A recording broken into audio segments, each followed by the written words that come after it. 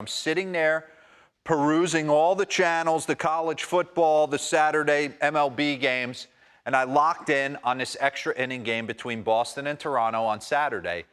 And there's just so many teaching moments throughout the course of these games that can make somebody at home, make a coach, a youth coach better, make a kid playing at the high school level better.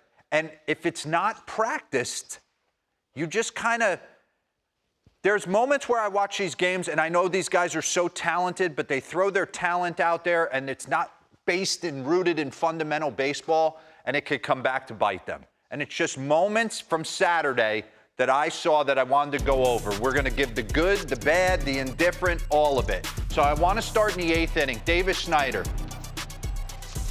He's got first and third right here. Big spot. Pause this.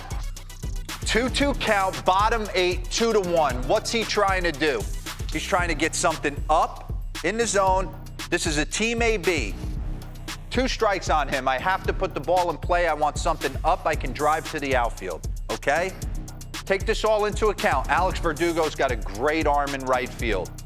Davis Snyder does everything right.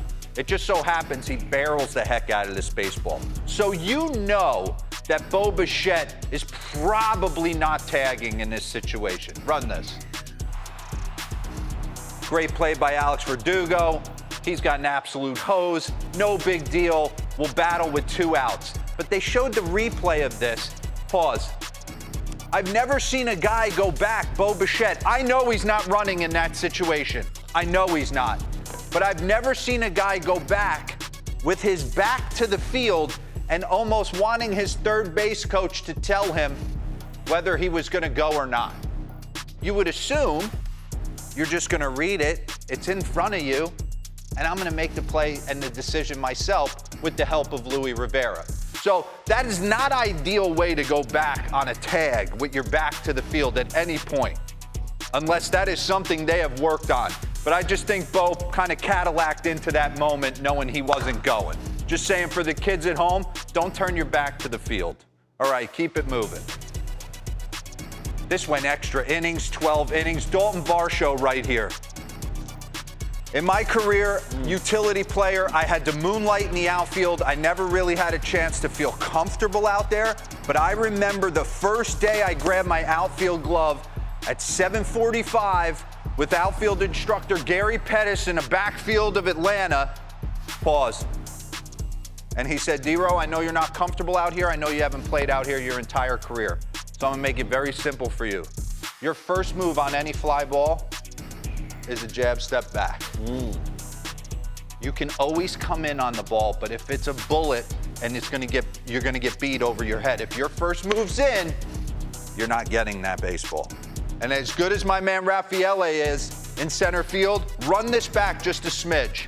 He completely misreads this ball. And this game's over. Boston wins. There's 5 steps in. Run this. 1, 2, 3, 4. He's dead. See ya. Can't recover. So first move, even Andrew Jones, even the great ones, their first move was always 1 jab step back. Another teaching moment right here. Same guy at the plate. Run this back for me real quick. Look at the score. Boston has to win, right? Pause this. Boston has to win this game. You got the ghost runner on second base. Nobody out. Who's playing left field? I know all my outfielders' arms. It's Whit Merrifield. What is Whit Merrifield? He's a second baseman by trade. Okay? He moonlights in the outfield. I know he does well out there, but he doesn't have a bazooka of an arm. Connor Wong's on second base. Run this. I'm screaming tag in my couch. Sitting there. Tag, tag, tag, tag, tag. He takes 2 lazy jab steps, and the throw is airmailed offline. He gets to third base. Justin Turner, they intentionally walk Devers. Turner hits a sac fly. But they can't. Instead, Turner just flies out. Be aggressive on the base pass. You know right there you can make that. And that's your decision. That's not a coach telling you stay, stay, stay, or go, go, go. Pause this real quick for me. In that moment, you make up your mind. Whit Merrifield moving this way as a left fielder to have to come up and hose me, no chance he's doing that. No chance. Okay, and the last one. 3-2, Toronto's down. Beau Bichette, sac fly, run this.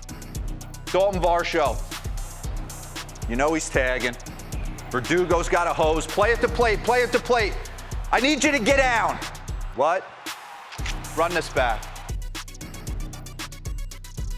Pause it right there. As a guy on deck, your job, Vladdy Guerrero, you're on deck getting loose. You're prepared for this moment. You're prepared for it. So you're on deck, everything goes. I am behind home plate, and I am almost on the ground letting Dalton Varsho know, you gotta get this way or you gotta get this way. You gotta give me something. He can't almost kill himself going into home plate. Look, you gotta be over here on the turf going, get out. I watch these games. I'm not saying I was a fundamental genius by any stretch. But boy, there'd be some teaching moments. There'd be some stuff done in spring training that would be done a little bit different. Because that can't happen. That can't happen at any. And just in those 3-4 innings. Wow. There was like 4 things. He says if talent is not rooted in fundamental baseball, it's not. The fundamental guy will eventually beat you. Wow. No, that was great because Awesome. it's those little things that fans and media that haven't played at that highest level. Sure, we don't know. I mean, but I we think they wouldn't got notice. players, they got to be held accountable to consistently doing. I'm not saying, Vladdy, you pull him aside and yell at him. Yeah. It's like, hey, man, I need you at home plate right there. Yeah, no, that's good stuff. Really good stuff.